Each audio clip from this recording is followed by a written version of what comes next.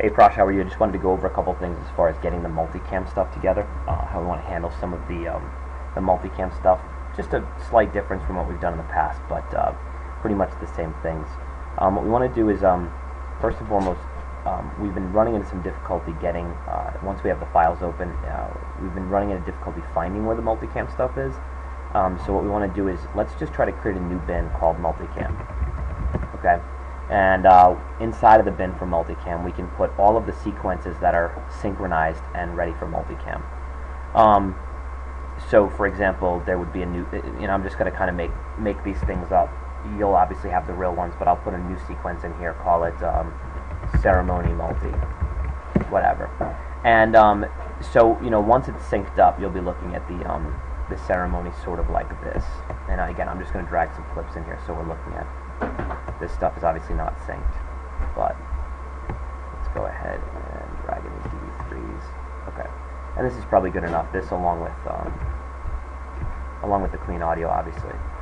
So what we want to do is, first and foremost, when we multicam it, just grab up the top video sections, right-click, and nest those. Okay, then right-click and enable multicam. And then actually use the window multicam monitor, okay, to go through and cut the ceremony up so that when it's all said and done,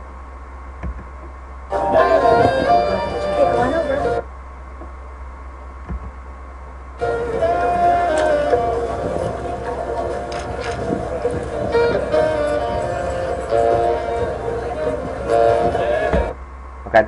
So what ends up happening is, obviously, I think we've done this before, where we end up with the multicam clips here, so that when we go back and we can look over the multicam stuff, we can,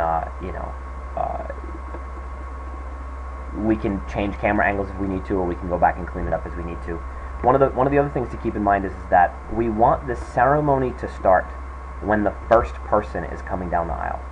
So we don't need any of the excess stuff at the beginning of it. So when you look at the multicam monitor here, we can look at this whole intro section here, which is a ton of wasted space, and just really kind of get to the point where you can see these people right here are prepped to go down the aisle. We'll start when they go down the aisle. So I think that's right about here. So what you can do is, right off the bat, clean up the edges. Come in here and actually delete off any excess footage so that it just starts with them coming up the aisle, okay? Then what we can do is we can multi-camera monitor them. One of the things that we're noticing in the multi-camera stuff is that there is still a lot of shaky footage. I can certainly understand if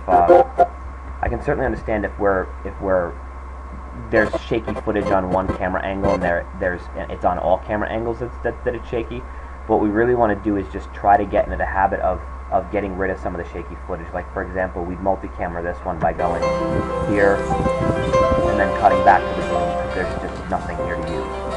And then what we'll do is we'll take a look here, and then we'll cut back away to the room. And then we seem like we have the priest coming in over to the left side here, which is obviously out of sync.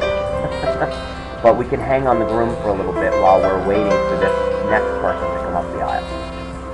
So when the next person comes up the aisle, we'll cut to her, nice and clean, and then kind of anticipate that it's going to get shaky after that, go back to the groom.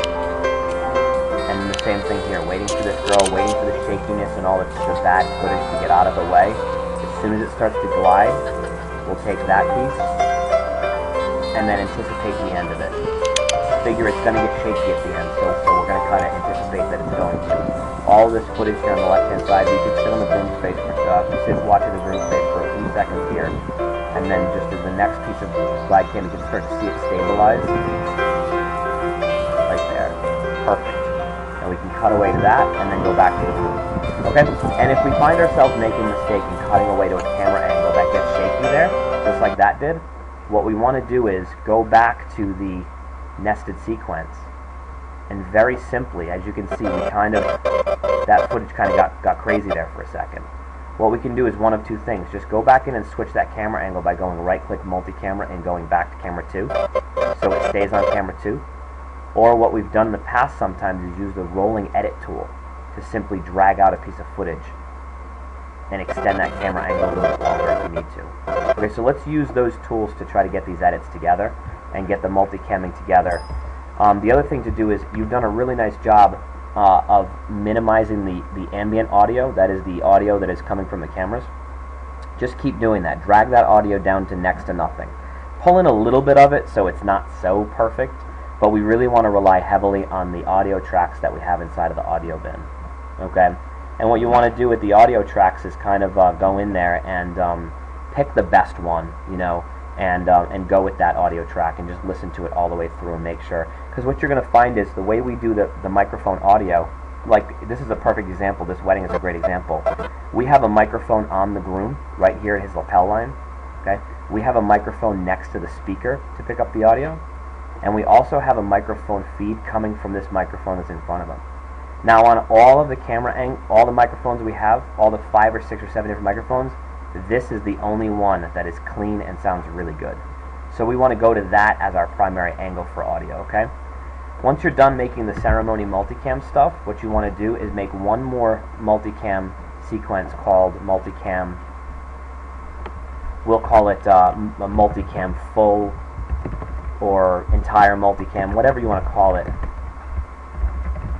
But within that entire multicam, we're going to want to drag our multicams in here. Okay? We want to put an effect on the end of them for dip to black. Okay? And an exponential audio fade at the back, at the front end. And we want to do it again here at exponential fade here. And then we'll want to go in here and do a dip to black at the end of this one. Then what we want to do is we want to extend this about 3 seconds. So I'm going to count off 3 seconds. I can see the thing is about 2240, so we'll go to 2243. Okay? And then we can drag another sequence in there.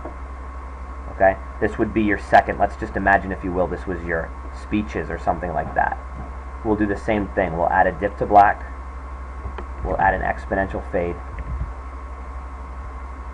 Okay?